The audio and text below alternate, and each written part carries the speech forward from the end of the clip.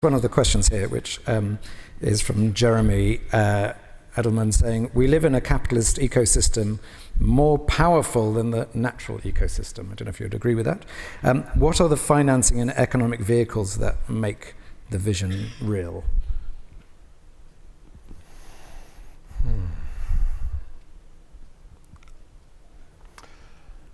It's a great question.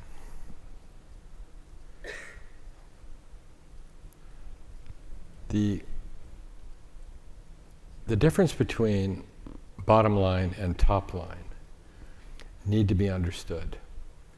And most people talk about triple bottom line as if that's going to help the capitalists deal with the social and environmental questions, as well as the capital question.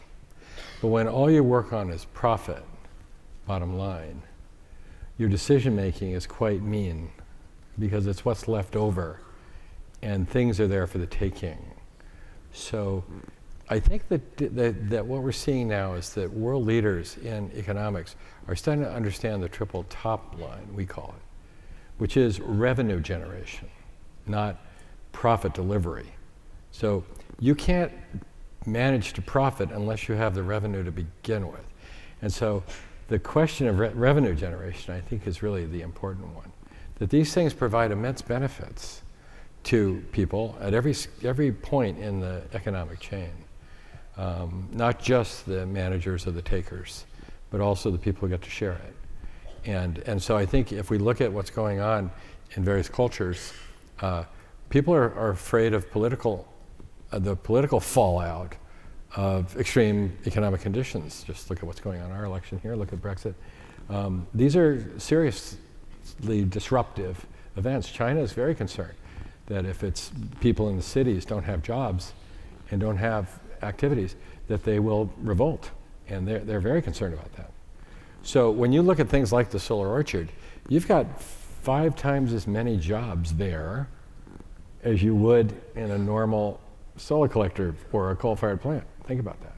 So when we hear, about energy, and I'm an energy voter. Have you seen the ads here? We're energy voters, and like Bobby said yesterday, let's vote for pipelines so we can harden it and give the capitalists their requirement that they must pump oil through it to pay it all back. They're hardening the wrong system, right? Whereas if you look at inherently renewable energy and these other things are actually much more cost effective because they're distributed. They provide benefits everywhere. We don't have all this transmission, and we don't have the negative effects of climate change and all the rest of it. So I think as the leaders in business see the revenue potential, they just have to be able to do math on more than one ledger. Because the kilowatt hour in a solar orchard is the sugar in the apple. But there's a lot more going on there.